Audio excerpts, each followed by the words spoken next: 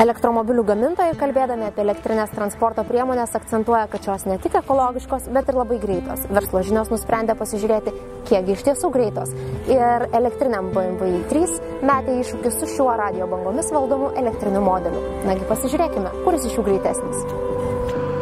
Pradėjau prieš 2 metus ir pradžiai nusipirkau vieną automobilį ir taip išėjo, kad per 2 metus jau turiu 4 važiuojančius ir vienas skraidantį agregatą. Pirmą modelį įsigijau nuvažiavęs į Uteną iš Vilniaus, tai buvo Traxas gaminys Slash, viena populiariausių pasaulyje važiuoklių.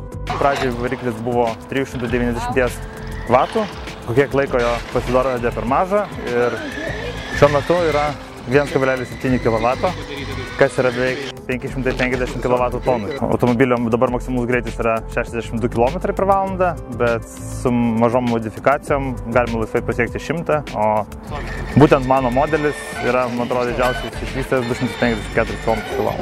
Ar tu įsivaizduoji, per kiek laiko jisai pasiekia savo maksimalų greitį įmanomą? Šiaip nelabai įsivaizduoju, bet manau iki 2 sekundžių bus.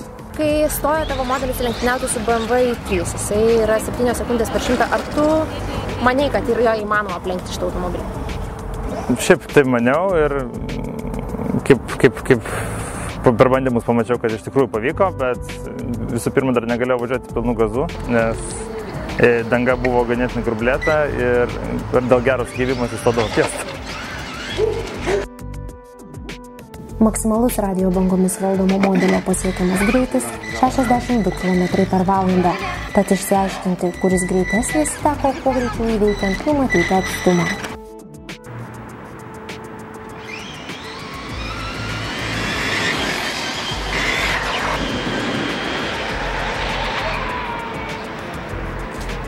Akivaizdu, elektrinio modelio pagreitis palieka įspūdį, tačiau per beveik 7 sekundės 100 km/h greitį pasiekiantis ir 160 km elektra nuvažiuojantis i3 turi savų privalumų.